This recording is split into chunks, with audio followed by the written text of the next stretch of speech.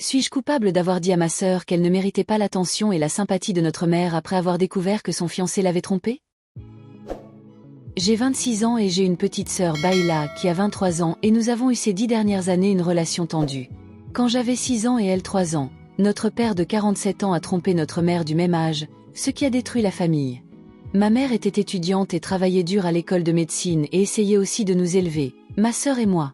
Mon père était le genre d'homme qui n'appréciait pas que ma mère ait eu l'audace de trouver un moyen de continuer ses études au lieu de décrocher et d'être sa femme. Au lieu de parler à ma mère, il est devenu passif-agressif, a essayé de la saboter et a finalement commencé sa liaison avec ma belle-mère Judy. Elle a 44 ans. Quelque chose que ma mère a découvert après être rentrée à la maison et les avoir attrapés dans son lit. Baïla et moi étions très jeunes, donc ma mère a décidé de ne pas nous dire la vérité et Judy a utilisé cela pour se faire bien voir.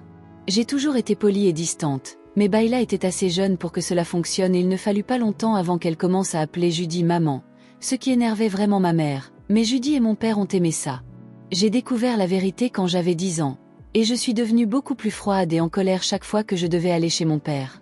Ma mère a essayé de me mettre en thérapie, mais Judy et ma grand-mère paternelle ne pensaient pas que c'était nécessaire pour que mon père n'y consente pas, ce qui a obligé ma mère à l'emmener au tribunal.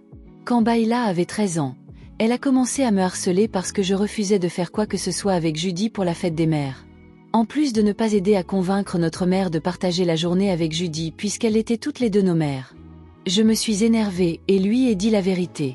Elle n'y a pas cru au début, mais quand le frère de Judy l'a confirmé, elle a boudé pendant environ une semaine, puis est revenue à être aimante envers Judy. Selon elle, c'était il y a longtemps, l'infidélité ça arrive, on ne peut pas arrêter l'amour et que tout s'est finalement bien passé pour tout le monde.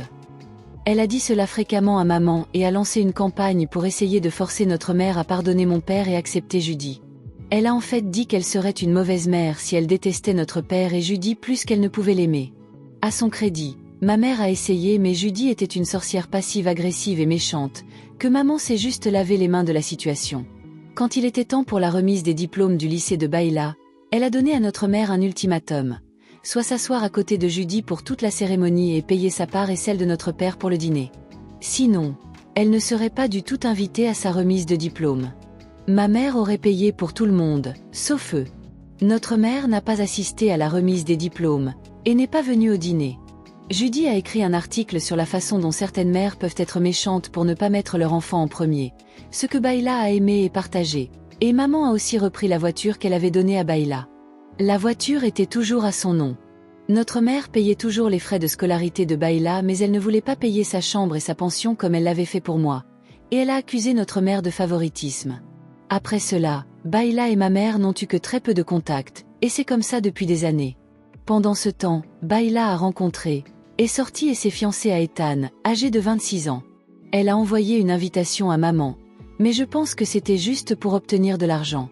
Mais malheureusement, le mariage a été annulé parce que Ethan a fini par la tromper.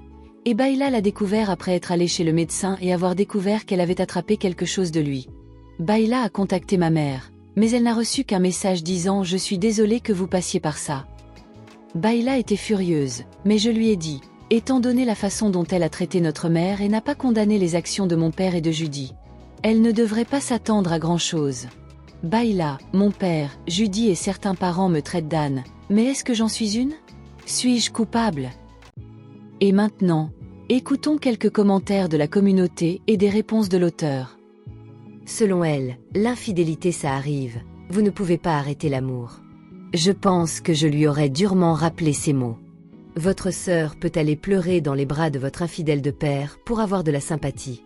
Vous et votre mère n'êtes définitivement pas coupables ici. PS, je pense que votre mère est une star absolue, pour avoir fait des études, élevé des enfants et fait affaire à un mari infidèle en plus de celle qui l'a trompé.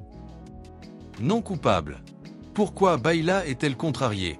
Si elle peut insister pour que ta mère pardonne ton père et Judy, elle devrait pardonner à Ethan et sa partenaire de liaison, assister à leur mariage et envoyer un cadeau très cher, ou payer pour leur dîner de mariage. Sa volonté de maintenir une relation avec votre père et sa nouvelle femme est bien. Mais le jeter au visage de votre mère était comme un coup de poignard au cœur. Le fait qu'elle fasse chanter votre mère pour qu'elle s'assoie à côté de la partenaire de votre père et achète leur repas, c'est probablement parce qu'elle gagne plus d'argent. C'est vraiment dégueulasse.